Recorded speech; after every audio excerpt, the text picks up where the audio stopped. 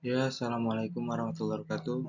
Perkenalkan, nama saya Hafiz Hidayatullah, Prodi Akuntansi, ingin menjelaskan mengenai tentang perseorangan terbatas.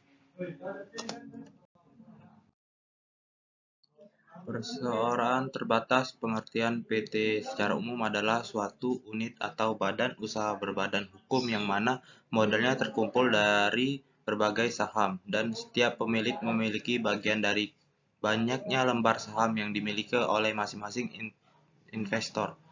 Beberapa ahli berpendapat bahwa pengertian PT adalah suatu bentuk badan usaha yang melakukan kegiatan perkumpulan modal atau saham dengan kemampuan mengatur saham yang baik yang mana para pemilik saham yang di dalamnya memiliki tanggung jawab sesuai dengan banyaknya saham yang dimiliki. Ciri-ciri perseorangan terbatas.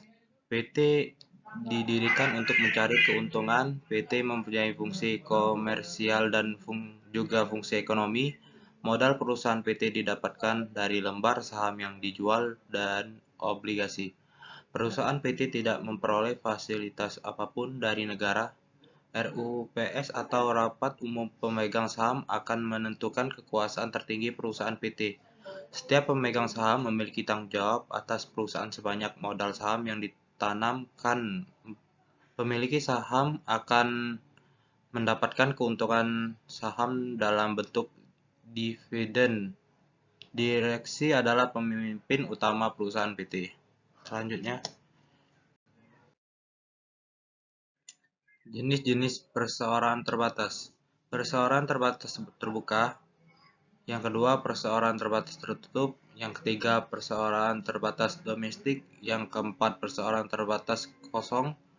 Yang kelima, perseorangan terbatas perorangan. Perseorangan terbatas terbuka, yaitu PT terbuka adalah perseorangan publik atau perseorangan yang melakukan penawaran umum saham sesuai dengan ketentuan peraturan perundang-undang di bidang pasar modal. Definisi tersebut disampaikan dalam Undang-Undang Nomor 40 Tahun 2007 tentang Perseorangan Terbatas, Undang-Undang Perseorangan Terbatas. Perseorangan terbatas tertutup adalah kebalikan dari PT terbuka karena sahamnya tidak dijual kepada umum, yang artinya modal dari perseorangan tertutup hanya berasal dari kalangan tertentu. Misalnya pemegang saham hanya berasal dari keluarga ataupun kerabat dekat saja.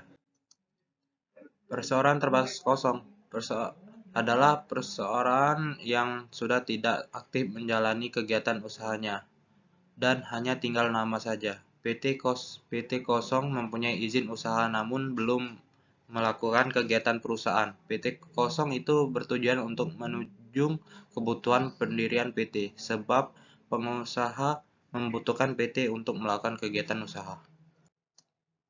Perseorangan terbatas domestik adalah jenis PT yang sudah berdiri dan menjalankan operasional perusahaannya di dalam negeri atau harus mengikuti seluruh aturan yang berlaku di dalam negeri, juga mengikuti peraturan-peraturan yang ditetapkan oleh pemerintahan setempat.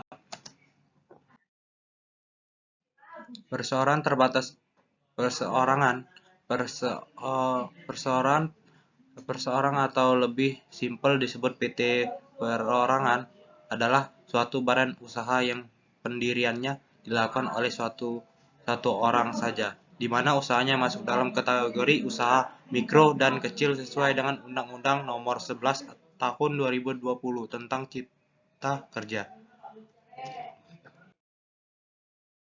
Jenis modal perseorangan terbatas, yaitu ada 3: modal dasar, modal yang ditempatkan, modal yang disetorkan. Modal dasar adalah modal perusahaan PT yang sudah ditentukan dengan seberapa besar perusahaan tersebut. Nantinya modal ini akan menentukan skala perusahaan PT, apakah PT dengan skala kecil, sedang, atau besar. Modal yang ditempatkan biasanya badan usaha terbentuk dari beberapa pihak yang mana setiap pihak tersebut akan menanamkan modalnya untuk berdirinya perusahaan. Jadi jenis modal itu Ini akan mengacu pada jumlah modal yang diberikan oleh para pemegang saham perusahaan. Berdasarkan pasal 33 tentang Undang-Undang Perseorangan Terbatas, total jumlah modal yang harus ditempatkan adalah minimal 25% dari modal dasar perusahaan. Modal yang disetorkan. Modal ini adalah sumber keuangan perusahaan PT yang disetorkan oleh para pemilik saham. Jenis modal ini diklaim sebagai sumber dana yang sangat nyata. Seluruh total modal yang harus disetorkan oleh para pemegang saham minimal harus 25% dari modal dasar. Artinya, jumlah modal yang disetorkan nanti harus sama dengan modal yang ditempatkan oleh para pemilik perusahaan. Ya, kesimpulannya adalah persoalan terbatas adalah badan hukum yang merupakan persekutuan modal. Didirikan berdasarkan penyajian, melakukan kegiatan usaha dengan modal dasar seluruhnya, terbagi dalam saham dan memenuhi persyaratan yang ditetapkan dalam undang-undang ini serta peraturan pelaksanaannya. Ya, terima kasih. Saya Habs Hidayatullah, menutup presentasi hari ini. Assalamualaikum warahmatullahi wabarakatuh.